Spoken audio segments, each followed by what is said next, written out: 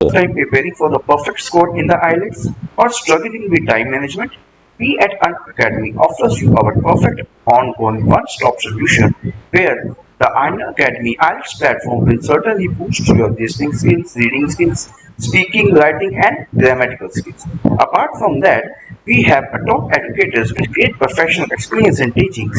Some of the few are Gurpreet Singh, Soyam Prab, Garima Sabra, Shivarangi Naruda, and Sonia Luthra. Expert strategies and action plans for IELTS academic as well as GT courses with practice exercises will be done on daily basis. Moreover, the trending regular mock test to track the progress of students will be done continuously. Use code RIL10 to grab 10% flat off on the Power Pack courses. Hurry up and use the code which is provided in the link given in the description. And fulfill your dream to fly abroad and achieve your required pets.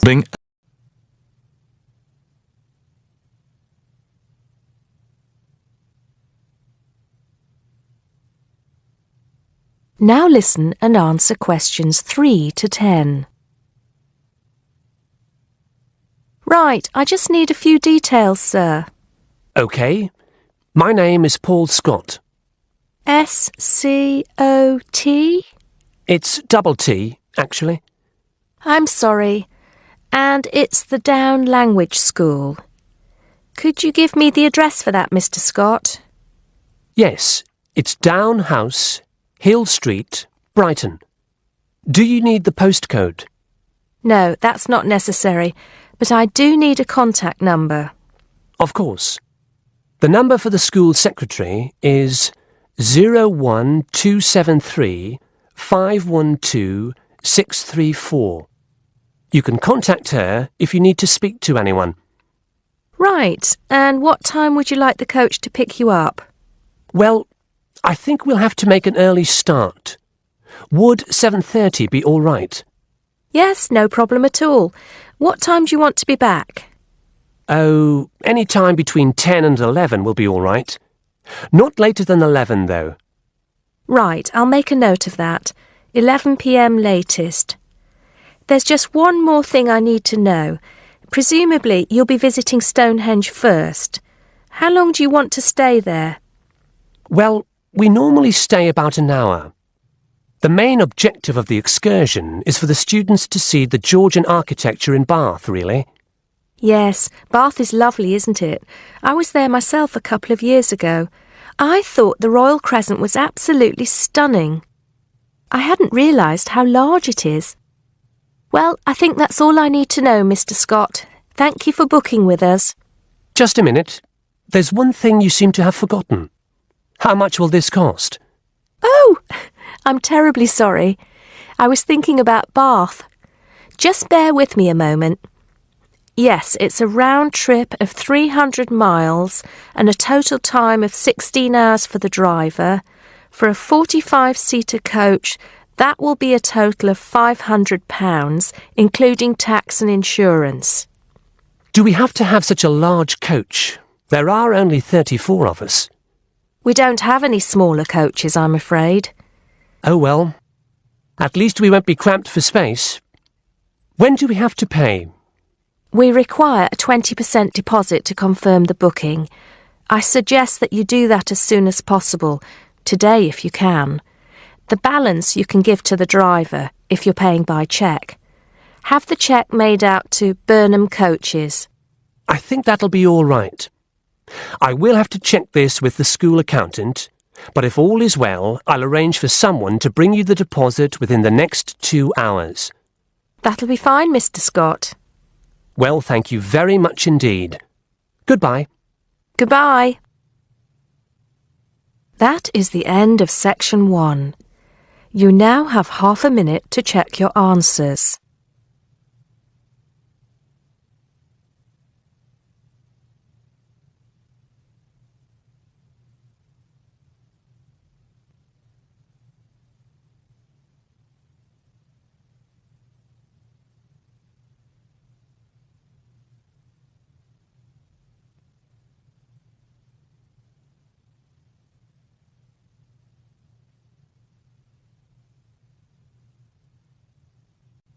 Now turn to section 2. Section 2. You'll hear someone talking to a group of university students. First, you have some time to look at questions 11 to 17.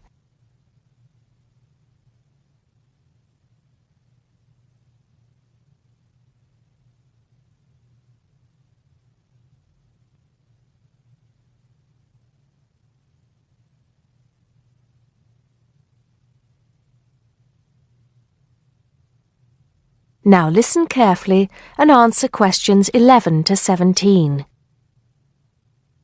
Good morning, everybody, and welcome to Upton University. I hope you are settling in and beginning to find your way around. I know how confusing it can be when you start life at university, and that's why we have Freshers Week to help you find your feet. Before I go any further, I should perhaps introduce myself. My name is Sally Jackson, and I am the Secretary of the Students' Union, which has organized this week of events for you. You will usually find me in the office on the first floor of this building when I'm not attending lectures. Anyway, down to business. Of course, there are a few things that you are obliged to get done during your first week here. But once you've opened a bank account, if you haven't got one already, seen your director of studies to discuss which courses you are going to take, and signed up with a doctor, there will be plenty of time left to enjoy the events we have arranged for the week. And have we got a lot lined up for you? Throughout the week from Monday to Friday, every morning starting at 10 a.m., there will be orientation and welfare events. These will include tours of the campus, which, as you have probably noticed, is the size of a small town with 9,000 residential students, as well as sessions on developing study skills. We also have tours of Upton itself arranged for you, with a bus leaving from outside this building every afternoon at 5 o'clock. There are a number of interesting things to do and see in and around Upton, so you can expect visits to the castle and museum as well as the popular Ghost Walk. You'll need to sign up for this one, as numbers are limited. Just put your name on the list on the notice board in the entrance lobby. An important event is scheduled for Monday, that's the day after tomorrow, when we will be holding the academic fair. This is an opportunity for you to speak to students and academic staff about the courses that are on offer. The academic fair starts at 1 o'clock, by the way. There are a couple of other fairs that I think will interest you. First of all, we have the Societies Fair on Tuesday the 16th, which I think is an absolute must.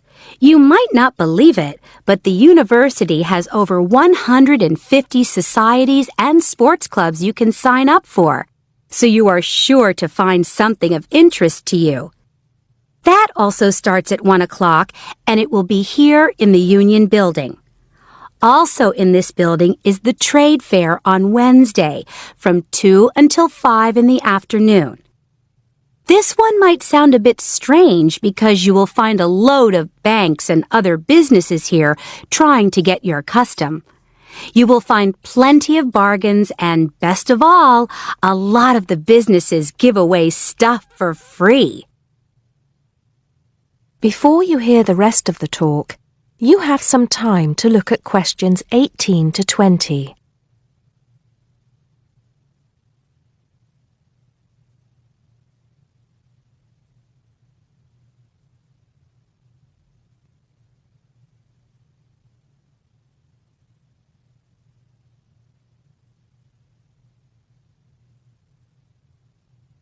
Now listen and answer questions 18 to 20. We've also got a great entertainment program lined up for you, starting tonight with our welcoming party. We have a top band lined up for your entertainment, but I'm not allowed to say who they are.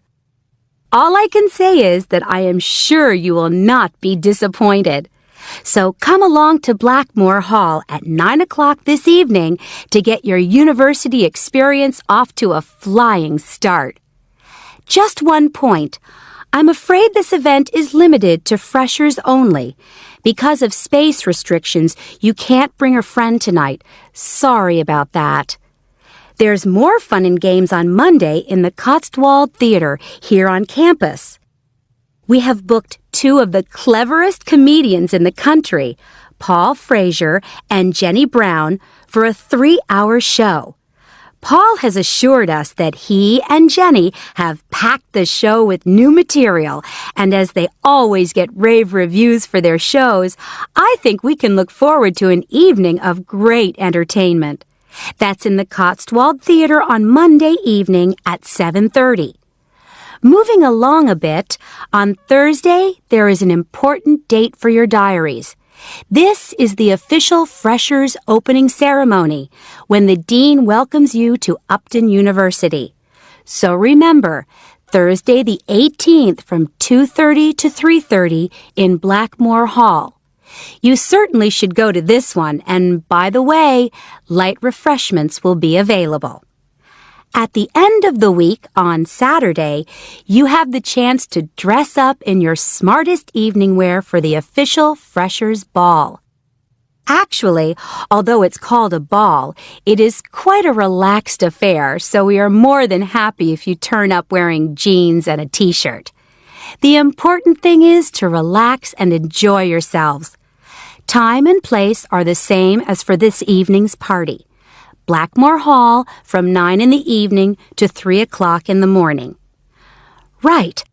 I think I've covered the most important and exciting events we have lined up for you, but there will be plenty of other things going on throughout the week, so remember to check the notice board in the entrance lobby regularly. Enjoy the rest of the day, and I look forward to meeting as many of you as possible this evening at the welcoming party. That is the end of section 2. You now have half a minute to check your answers.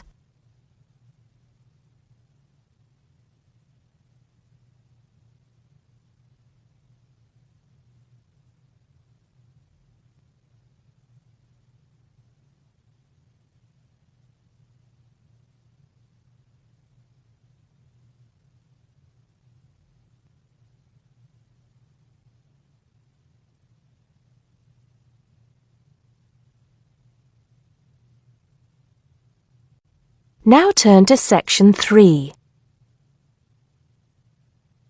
Section 3.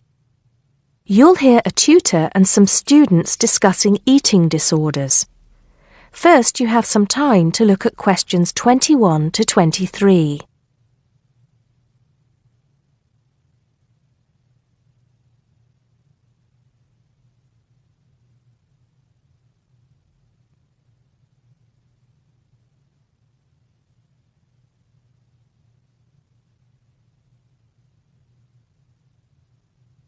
Now listen carefully and answer questions 21 to 23.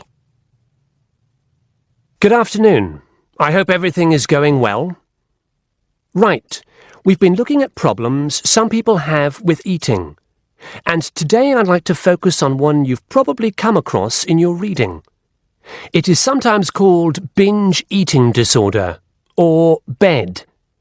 As you know, I am not a particular fan of these acronyms, so I will refer to it by the alternative name, compulsive eating disorder.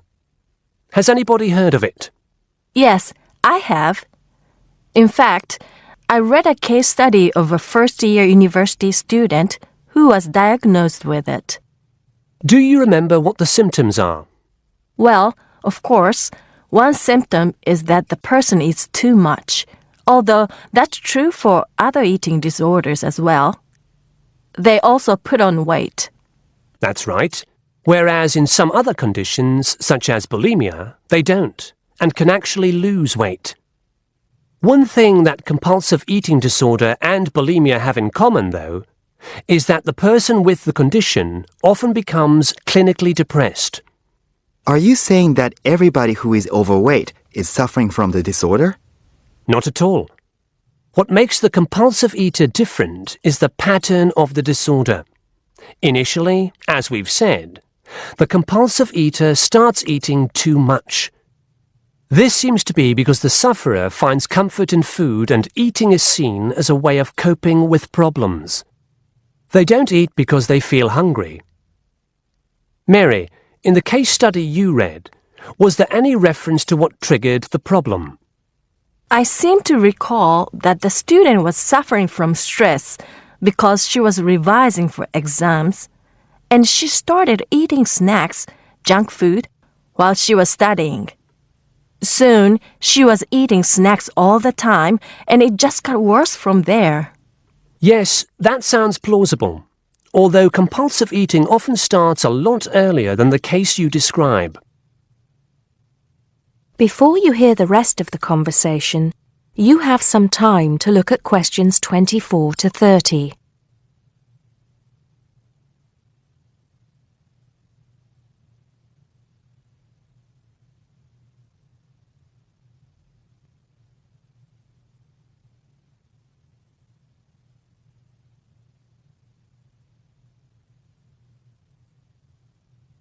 Now listen and answer questions 24 to 30.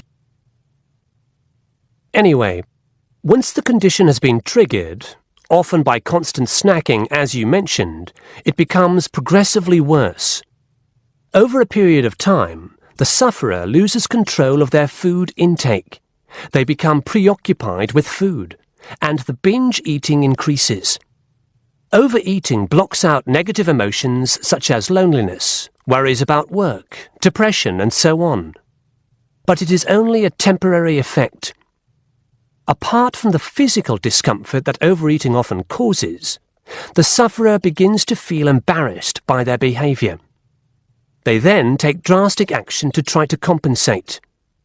In an attempt to lose weight, compulsive eaters will try extreme diets, skipping meals, or going without any food at all for a day or more. Not a healthy way to try to lose weight, obviously. Absolutely. And of course, the person has to start eating again at some point. In other words, it becomes a vicious circle? That's right. Binge eating, extreme dieting, or attempts to lose weight by other means, and then binge eating again. What are the long-term effects of compulsive eating? As you might expect, these are similar to those for people suffering from obesity. Diabetes is frequently reported. What about treatment? The disorder can be treated, certainly. But there's always the possibility that the patient will suffer a relapse and start binging again. What does treatment involve? Medication? No. It normally involves sessions with a therapist experienced in treating eating disorders. A nutritionist will often be involved as well. Are there any self-help organizations? I mean, organizations like Alcoholics Anonymous? Yes, there are. And you might want to follow this one up for your research. One organization is called Overeaters Anonymous, and they have what they describe as a 12-step program to help people overcome the disorder. You can find out more from the organization's website. Right. I think that'll have given you plenty to follow up. So I'll see you at the same time next week.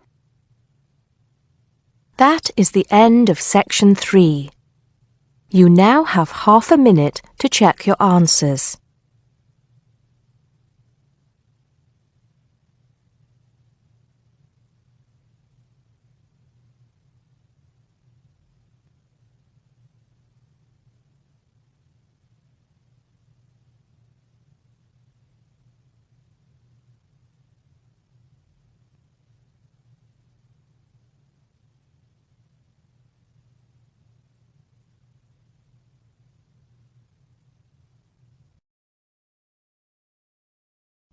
Now turn to section 4. Section 4. You'll hear a man giving a lecture on nuclear fusion. First, you have some time to look at questions 31 to 33.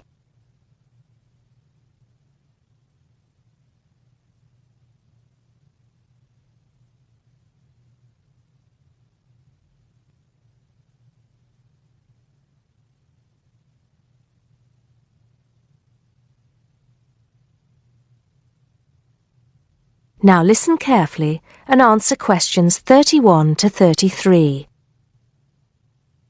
I'd like to start by thanking so many of you for attending this, my first public lecture at this magnificent university.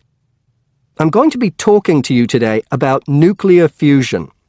Before I proceed further, I would like to apologize on behalf of some of our newspapers for the sensationalist and hopelessly inaccurate articles that have been published on the subject over the years.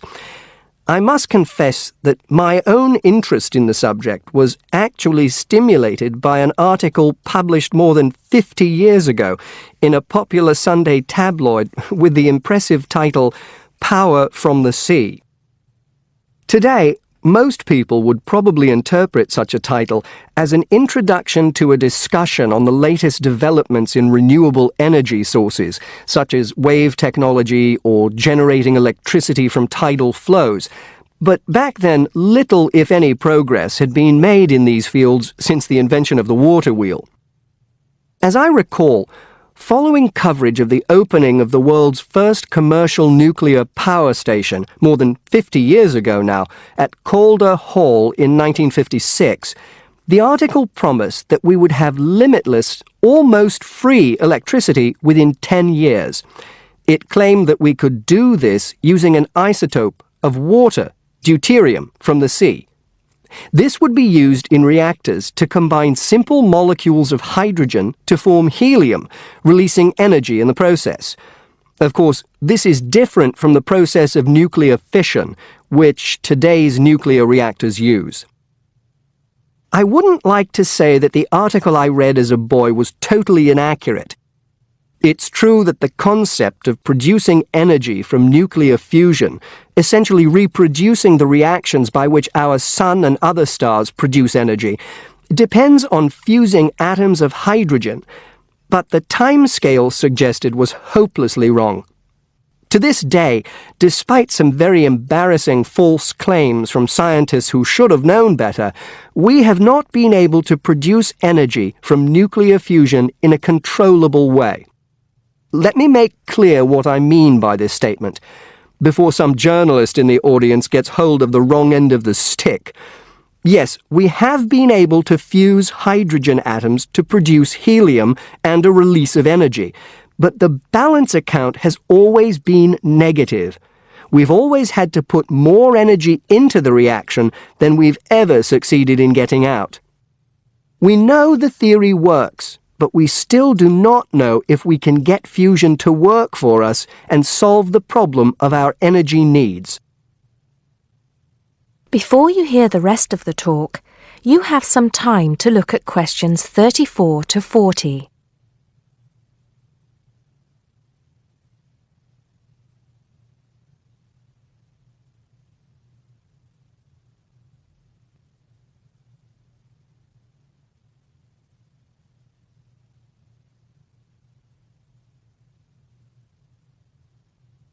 Now listen and answer questions 34 to 40.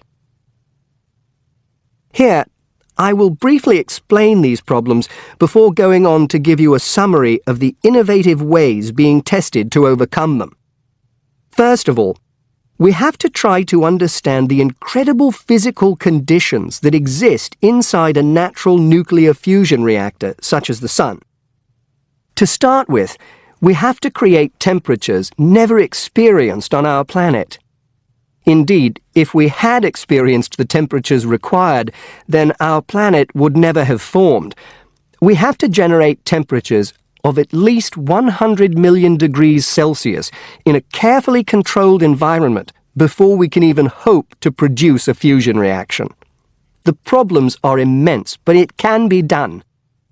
Many of you will know that you can put your hand into a very hot oven and not get burnt, provided you do not touch any of the surfaces. I won't go into the reasons for this phenomenon here, but we are applying roughly the same principles in designs for fusion reactors. I think I can promise you that the heat will be confined to a very small area. The other major problem we have to find a solution to is pressure. The pressures in a massive body like the Sun are vast, and this is what brings the hydrogen atoms into such close proximity to one another that they fuse into helium. We may not have to achieve the same pressures in a fusion reactor, but even so, it is a huge technological problem. What, then, makes me hopeful about the future of energy from nuclear fusion? Perhaps surprisingly, it is developments in laser technology. We can now use lasers to control the nuclear fuel pellets so that they remain suspended inside the reactor without touching the sides. Remember that these pellets are quite small, and because they contain atoms of deuterium and tritium, the two isotopic forms of hydrogen that can be used in these reactions, they are quite light. The lasers will also compress the fuel pellet to raise the pressure to that required to initiate the fusion reaction. Another, far more powerful laser will be used to heat the fuel pellet to the temperature required. This laser, if you like, will act as the trigger to start the reaction. Once started, it is hoped that the reaction will produce enough energy to maintain itself, and also that it will produce a surplus in the form of heat that can be used to produce the steam needed to drive turbines in order to generate the electricity the world needs. To give you some idea of how much energy we can produce, it has been calculated that just 1 kilogram of fusion fuel is capable of producing the same amount of energy as 10,000 tons of fossil fuel.